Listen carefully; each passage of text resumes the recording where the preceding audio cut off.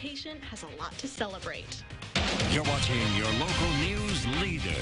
This is WCIA 3 News at 10. One of the biggest things we have tried to do throughout this entire pandemic thus far and continue to do is stay on top of what's coming down the pipeline, whether that be from the federal, state, or local level.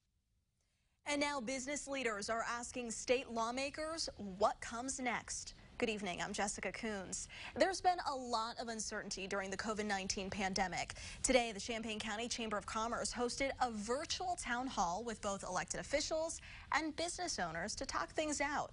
WCIA 3's Jen Lask has the story.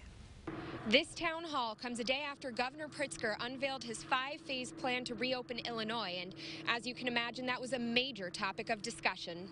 What does this look like 2 months from now, a year from now? What's our next step? That's the question business and nonprofit leaders have for Champaign County's lawmakers.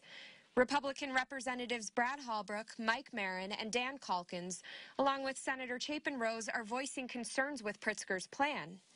Hallbrook says, quote, "To put it into 4 regions is too big. I think it's too unmanageable because the differences from Western Illinois to Eastern Illinois and everything in between is just tough to work with." But Democratic State Senator Scott Bennett says, quote, "The fact is, no matter what, you're not going to make everybody happy, and that the virus doesn't just stop at county lines." They also debated the timeline. In particular, the Republicans arguing that waiting for no overall increase in hospital admissions for 28 days is too long when it comes to moving from phase 2, flattening, to phase 3, recovery. While Bennett argues there's too much ebb and flow in the death rate right now. This meeting is just one of the ways the chamber is trying to support businesses through the stay-at-home order. Continuing on whether that's an educational webinar on different strategies to pivot or ways to lean into professional development and use this time to further skills.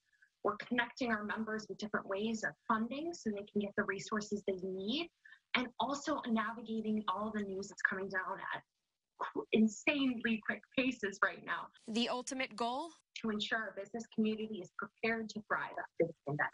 This was the first town hall that the Chamber of Commerce has hosted virtually.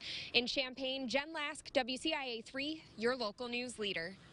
The chamber is also spotlighting businesses and nonprofits online every day. Says people can show support both on social media and by ordering gift cards for places that have not been allowed to reopen yet.